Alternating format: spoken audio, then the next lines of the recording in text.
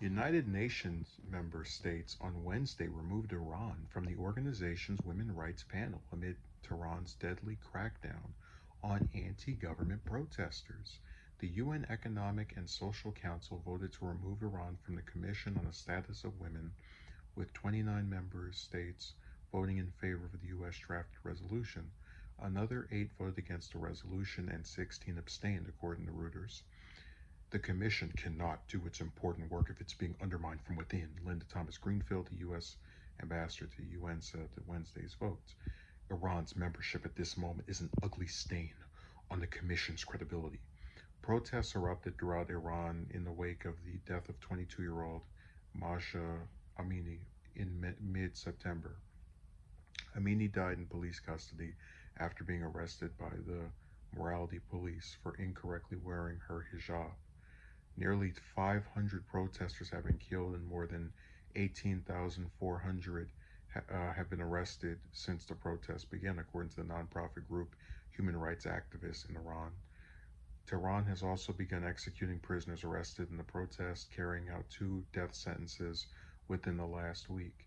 This vote is another sign of the growing international consensus on Iran and demands for accountability, White House National Security Advisor Jake Sullivan said in a statement. The United States is working with our allies and partners around the world to hold Iran accountable for the abuses it's committing against its own people, notably peaceful protesters, women and girls, and the violence it's enabling against the Ukrainian people. He added, it's so funny to, I mean, every time I hear about, and I know with politics it gets kind of redundant to just have someone mentioning the same things over and over, but seriously, every time I hear about the US talking about human rights abuses, um, or some American representative saying that, I always find myself thinking about something we've done. And sometimes I'm not even referring to things we've done in other countries. So, for example, there was an incident about maybe 6 years ago in Standing Rock where you had the police come and assault protesters, and they actually blew off one lady's arm. And, what I'm trying to convey here is that there have been many instances where protesters in the U.S. have been abused or cracked down on in such ways. But just besides that, right?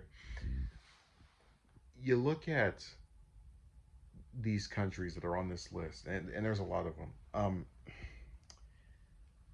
It's like I really enjoy the idea of the UN, that these countries get together, they try to have some kind of semblance of law, but then you look at the places that not only break them, but also the ones who are enforcing them, and you see these blatant just levels of hypocrisy that, I mean, like I said, the only reason they get away with this stuff is because most people just don't care to follow this stuff as much as I do.